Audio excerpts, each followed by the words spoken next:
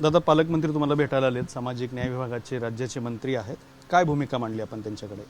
मी बोलवलं त्यांना आधारानं, मी फोन करून बोलवलं आहे की पोरांचे खूप हाल चालले आहेत. पुण्याच्या जिल्ह्यात तेच चाललं आहे, धाराशिव जिल्ह्यात पण तेच चाललं आहे. व्हॅलिडिटी दिली जात नाही आहे, बीडला दिली जात नाही आहे, लातूरला दिली जात नाही आहे, हीच परिस्थिती. परतूरला दिली जात नाही. आंबडचं तर खूप घरानं ऐकायला यायला लागले.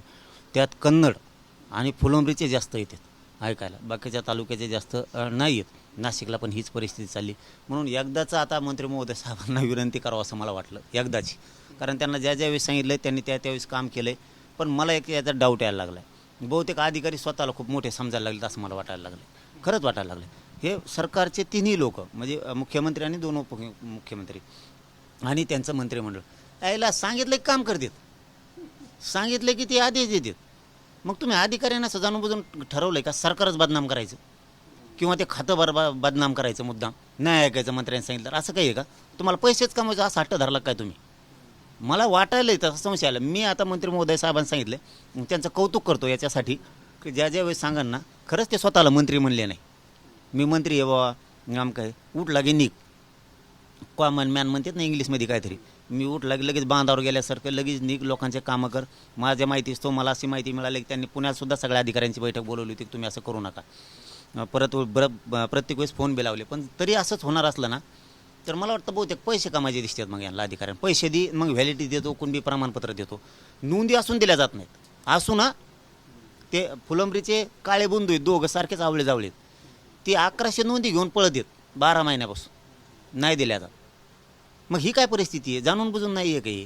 व्हॅलिडिटी परळी तालुक्यातच कसं काय निघत नाहीत नेमक्या? कुणबी प्रमाणपत्र तिथंच कसं काय निघत नाहीत?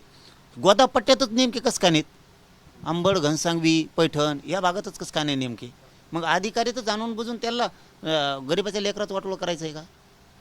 मी तर आज शेवटचं सांगतो. आता साहेबांनी प्रधान सचिवांना सांगून आदेश काढायचं सांगितलं आहे शिरसाट साहेबांनी. याने नाही ऐकलं ना, मग आता आम्हाला हातात घ्यायला लागेल. आम्हाला नाही वाटत कोणाचं मंत्रालय म्हणा, कोणाचं खातं म्हणा बदनाम व्हावं. मग आम्हालाच त्या अधिकाऱ्यांकडे जाऊन बसावं लागणार आहे. यांना का धाक नाही? हे का असं वागतात? यांनी ठरवलं आहे त्या खात्याचे मंत्रीच बदनाम केलेले बरे, असं बहुतेक अधिकाऱ्यांचं म्हणणं दिसतंय. शिरसाट साहेबाकडे विनंती आहे, त्यांच्या माध्यमातून सरकारला पण आहे, जो आता इथून पुढं राज्यात, मग सोलापूर असन, कोल्हापूर असन, सांगली असन, सातारा असेल, पुणे असन, कोकण असन, इकडे विदर्भ खानदेश असन, मराठवाडा असन, नांदेड असन, लातूर असन, परभणी असन, बीड असन, धाराशिव असेल, आपलं जालना असन, संभाजीनगर असन, लातूर असेल. जर नाही ऐकलं ना, मला वाटतं आता सस्पेंडचे धडाका सुरू करावा. कोणाच्या अन्नात माती घालायची आमची इच्छा नाही. नोकरी भेटत नाही इथं, पण कोणाच्या अन्नात माती घालायची आमची इच्छा नाही. पण जर असं होणारच असलं, कदर करून सुद्धा चालणार नाही. कारण ती मायमाऊली, तिचं पोरगं IITला लागले गुवाहाटीला, आणि 18 तारीख म्हणजे उद्याची, जूनची, आज 16 आहे, द्या नसतं तुमचं ॲडमिशन IITचं रद्द होणार असं सांगू टाकलं. ती माऊली सकाळीच माझ्या दारात येऊन रडायला लागली, सकाळीच. अरे ही साधी परिस्थिती नाही आहे, ढसाढसा रडायली. एकुलतं एक लेकरू, आज ते तिकडं शिकत आहे, ॲडमिशन नाही म्हणल्यावर ती तिकडून रडतच येणार ना. एका लेकरांचा अधिकार तुम्हाला कुणी दिला वाटोळं करायचा? नोंद दे राव. सगळ्याच्या व्हॅलिडिटी झाल्यात, सगळ्याच्या झाल्यात. तुम्हाला साधं बीडचं एक उदाहरण देतो. आपल्या इथं शिंदे सर म्हणून येतं, साष्टा पिंपळगावचे, त्यांचं रोखलं आहे. त्यांच्या मुलीच्या मरणाचे हाल येतात, ॲडमिशन झालं. मंगेश पोकळे म्हणून आहेत बीडचे, ते तर वकील संघाचे अध्यक्ष आहेत. त्यांच्या मुलीची व्हॅलिडिटी झाली, मुलाची दयानात 6 महिन्यापूर्वी झाली. ही कसली पद्धत आहे तुमची? हे नवीन घाट घातला चालला आहे. मंत्री महोदय साहेब बोलता बोलता लक्षात आलं म्हणून सांगतो, ही नवीन घाट आहे एक. असा घाट घातला आहे, मुद्दाम मार्गदर्शनाला मागा पाठवा, मुद्दाम शिंदे समितीकडे पाठवा, मुद्दाम हिरिंगला ठेवा, मुद्दाम नोंद आहे ना, वंशवळ जुळली ना, काय ताण आहे राव तुम्हाला? नोंद आहे ना, वंशवळ जुळली ना, प्रमाणपत्र द्यायला काय अडचण आहे? कुणबी आणि प्रमाणपत्र दिल्याच्या नंतर व्हॅलिडिटी द्यायला ते अडचण काय तुम्हाला? मागतायच कशासाठी तुम्ही? काहीच कळाय नाही. चंद्रकांत पाटील साहेबांनी त्यावेळेस एक त्याच्यात नियम टाकला होता की जे थोड्या 24-25 लागत होते पूर्वी पुरावे, त्यांनी आता 42 जवळ नेले. ती आता यातलं कोणचं द्या, तरी पण तसंच का? मग ही हट्ट अधिकाऱ्यांचा चांगला नाही. सरकारला बदनाम करायचा हट्ट अधिकाऱ्यांनी धरला, तो बंद करावा. नसतं मग आम्हाला घेराव घालावं लागणार आहे तुमच्या ऑफिसला. 29 ऑगस्टला तुम्ही इशारा दिलेला आहे, 2-2.5 महिने जाता शिल्लक राहिलेले आहेत, त्याच्याबद्दल काय भूमिका आहे?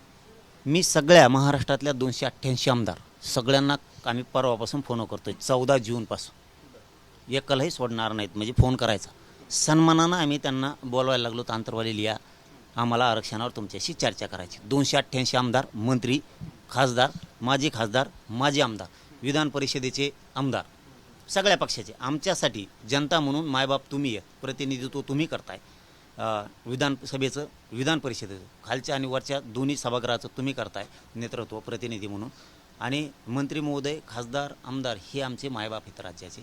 आम्ही घरानं सांगायलो होतं, आमचं घरानं, त्यांना वाईट बोलायला नाहीत, काही नाही, सन्मानानं बोलायलो, सन्मानाने सांगायलो की तुम्ही मुख्यमंत्र्याला एकदा जाऊन सांगा.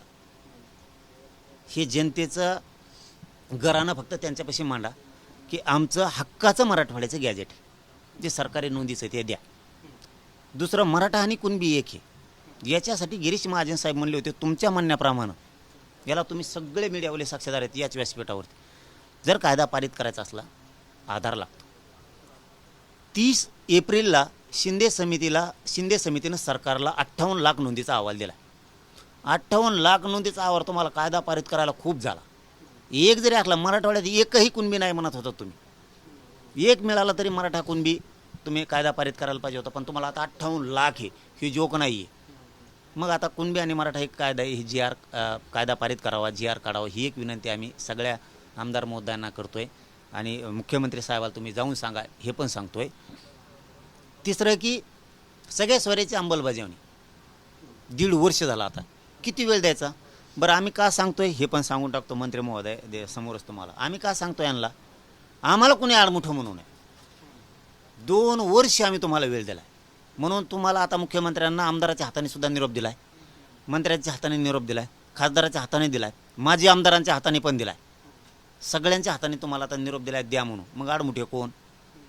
हा प्रश्न 29 ऑगस्टला विचारणार. मध्ये एक शब्दसुद्धा मुख्यमंत्र्यांना बोलणार नाही, दोन्ही उपमुख्यमंत्र्यांना एक शब्दसुद्धा बोलणार नाही. आणि मी शब्द दिला की पाळतो. आजपासून 3 महिने एक शब्दसुद्धा बोलणार नाही. या 30 जूनच्या अधिवेशनात आमचा विषय मार्गी काढून टाका. सगळेजण गुलाल घेऊन यायला सज्ज आहेत. आम्ही 3 तिघाचा टकोरवटा घेऊ. आम्ही 2 उपमुख्यमंत्री आणि मुख्यमंत्री ट्रकात भरून आणतो. याताने नाही आणल्या ना तर नाव बदलून ठेवायचं. हो, ट्रका भरून गुलाल आणतो. तुम्हाला नुसता गुलाल काढायला 3 महिने गेले पाहिजेत मुंबईत. नाही टाकला ना तर नाव बदलून ठेवायचे. तिघाच्या अंगावर इतकं टाकतो तुमचे बंगलाच बोजला पाहिजे. पण मुंबईत याची वेळ येऊ देऊ नका. 29 ऑगस्टला जर मुंबईला आलो तर मध्ये आधीच आम्ही मंत्री महोदयाला आणि आमदार महोदयाला विनंती करून सांगितलं की मुख्यमंत्र्यांना सांगा आमचं कायदेशीर हक्काचं आहे, हे द्या.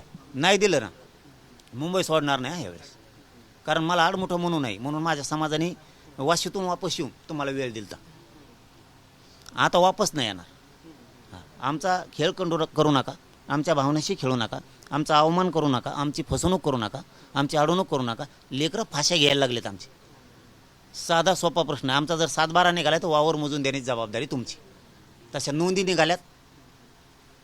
आमचा कायदा पारित करून देणं मराठा आणि कुणबी एक आहे, आणि 3ही गॅजेट देणं तुमची जबाबदारी, ती द्या. इथं कुठंही अडमुठापणा नाही. आणि तुम्ही नाही दिलं 29ला आशा करू नका. मंत्र्याला आमदाराला कोणाला जवळ येऊन देणार नाही. मुंबईत जाणार म्हणजे जाणार. 10 पट मागच्यापेक्षा जर नाही गेले तर तोंडसुद्धा नाव घेऊ नका आपलं. पहिल्यापेक्षा 10 पट. ह्यावेळेस 7 कोटी मराठी मुंबईत असतील. तुम्ही म्हणता 288 आमदारांना फोन करणार आहात तुम्ही. या 288 मध्ये छगन भुजबळ पण येतात. त्याला नाही बोलणार. त्याच्यामार्फत नाही द्यायचं. बघ, हे सगळे याद्या काढल्या सगळ्याच्या, आमदाराच्या, मंत्र्याच्या. हा बघ, फडणवीस साहेबाचं तर सगळ्यात वर आहे. 2 वर्षानंतर फडणवीस साहेबाला पहिल्यांदा फोन लावणार आहे मी. हे काय वरच नंबर आहे त्यांचा. 2 वर्षानंतर पहिल्यांदा लावणार आहे. मीडियासमोर आणि शिरसाट साहेबाला साक्षी ठेवून सांगतो, पहिल्यांदा फोन स्वतःहून लावून सांगणार आहे. आरक्षणाच्या बद्दलची आम्हाला तुमच्याशी चर्चा करायची. तुम्ही तिघं पण आंतरवालीत या. आंतरवालीतले मायबाप गावकरी तुमची वाट बघताय. हे सांगणार. यायचं नाही यायचं ते त्यांनी ठरवायचं. 288ला फोन लावणं माझं कर्तव्य आहे, ते मी पार पाडतो.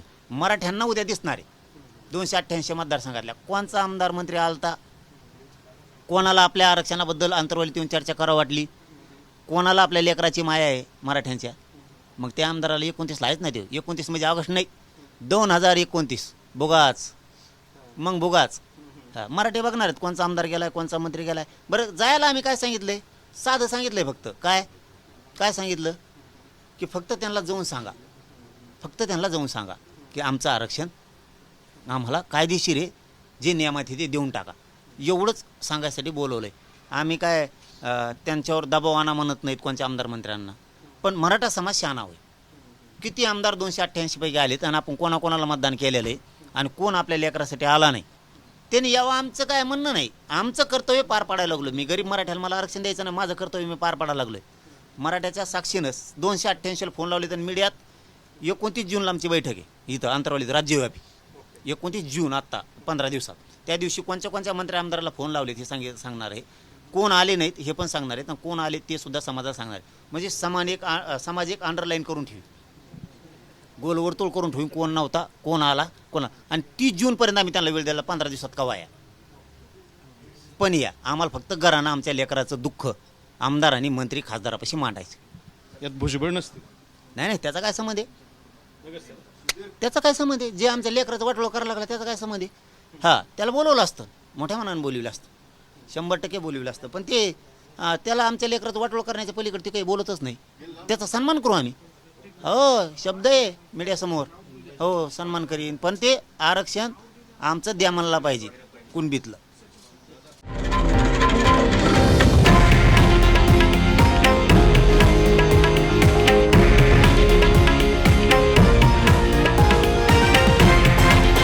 हे आहे देशातील नंबर 1 न्यूज नेटवर्क आणि आपण पाहत आहात TV9 मराठी, एकमेव.